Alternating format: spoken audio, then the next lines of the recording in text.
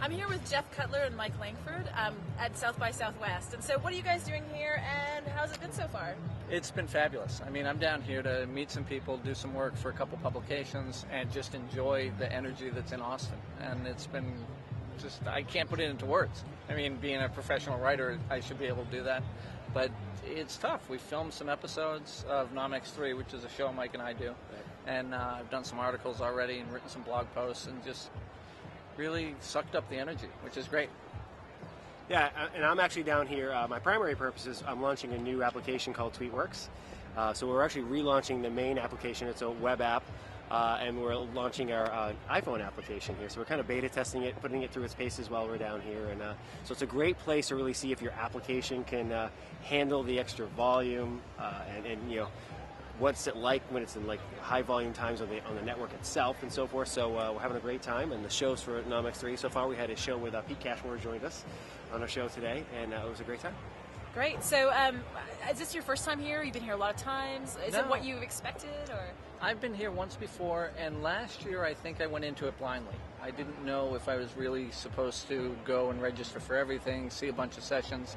And as my friend CC Chapman says, what happens in the hallways is really the most valuable. The connections you make with people are just immeasurable in their intensity, in the information you get, and in the bonds that you forge going forward. So if you're in the hallway over there, spend the time there. Look at the few sessions that you might learn from, but just get out and talk to people. And go find the people that you're not with. So if Mike and I weren't doing it, I would say, screw you, Mike. I'm not talking to you all week. I want to talk to new people. I don't want to talk to the people in my hometown. Yeah, so. And that's one of the beauties about being here at South by is that you bring people from all around the world to one place. And these are people that you're typically connected with online. So sometimes you already knew who the person was. You maybe even had lots of conversations or even shared video chat.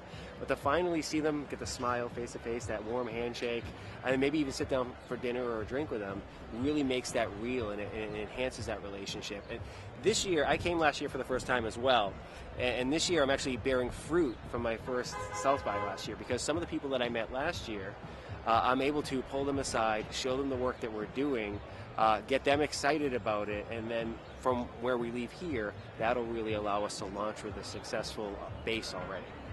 Now I'm here with PayPal and PayPal X, and so what's your experiences using PayPal?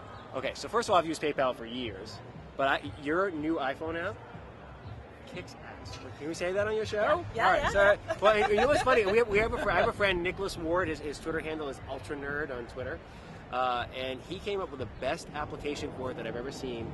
He's like, if you ever go to dinner, and it's time to split the bill, and you're like, oh, I've got $5 in my pocket. You can PayPal somebody right on the spot your portion of the tab from the dinner. I was like, that's brilliant. And you can do that for any other thing too. But I love it. I mean, everybody loves PayPal and trusts PayPal. At least I think everybody loves it. Yeah, essentially. I mean, I've been using it for years. To buy domain names and to do online purchases. But I've also been familiar with using it for a charity that I set up. Years ago, we've been doing a golf charity, and name's not important, but it's just something we pulled in Web Payments Pro for, and set up a whole registration page and a whole auction page, and the back end was all PayPal. So it made it seamless, made it look like our own site. We weren't sending people who didn't know technology off to a page that was unfamiliar, and it was just easy to work with. And I actually have 2 or 3 PayPal accounts just because I like to brand them for whatever's coming in. So my domains might be domains at whatever, and so forth. So do you guys know much about the developer stuff with the APIs? So basically they've opened up APIs to developers so that they can actually take PayPal and put it into their applications and use it directly. Yeah, I'm starting to get a little familiar with that, just because I have a traditional, with TweetWorks, we have a traditional merchant account, and I'm actually not particularly fond of that traditional relationship, just because the fees, they charge you high fees every month, regardless if you make any transactions. And when you're just starting an application, and all of a sudden you're seeing $75, $100 cumulatively being charged to you, like, geez, I didn't even get that in revenue when you're first rolling out a brand new app. And you're like, well, that kind of feels like it stinks, but you have to integrate all that stuff before you launch, right? And as far as I know, PayPal's API features are not a monthly fee. Or maybe I'm wrong. Hopefully I'm not wrong. This could be embarrassing on camera. No, everyone can know. You can use it. Basically, you can take the application, use it. So that basically you can do like say split payments, and you just so you can take a cut and then send the rest of the money to someone else, or you can split it amongst like many people. People are doing it for like house payments. So everyone puts their money in, it splits out the bills. Brilliant.